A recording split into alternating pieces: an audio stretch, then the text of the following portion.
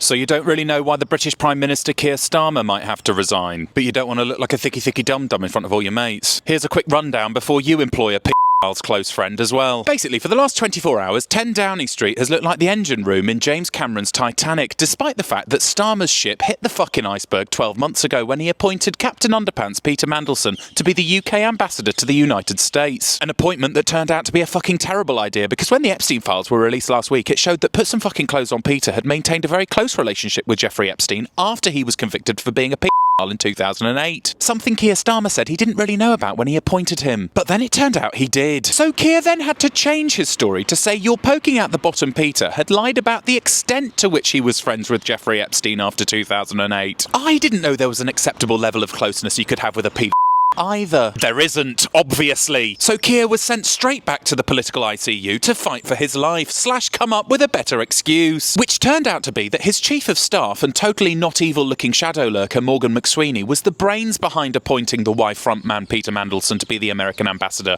and so should resign, which he did. And then Keir Starmer's head of communications resigned randomly and changed his WhatsApp picture to out of office gone golfing. But the big problem with all of these resignations is that nobody knows who these pricks are. I mean, what next, Keir? You're going to fire this pillock whose only job it is to open the front door? Fire someone proper like yourself! Which is exactly what the Scottish Keir Starmer, aka the head of Scottish Labour, Anas Sarwar, said should happen at a press conference he quickly arranged yesterday. Now, this press conference was meant to be the big old signal for people who want to replace Keir Starmer as Prime Minister to come forward and say, I want to replace Keir Starmer as Prime Minister. The main person expected to do that was former Deputy Prime Minister Angela Rayner. But she instead turned around and said, no, we should all come together and work as a team. Is that because she secretly likes Keir Starmer? No, it was because the Guardian newspaper published an article 5 minutes before saying that Angela had accidentally published a website called Angela for Leader back in January, which went live for a few minutes. But then Angela came out and said that website has absolutely nothing to do with me, it's fake. Even though it was hosted by the same company that hosts her official parliamentary website. So with Angela sneaky lying her way out of the picture, that left one leadership candidate left, Wes Streeting, who decided to use this opportunity to go on a podcast and talk about all of the messages he'd sent to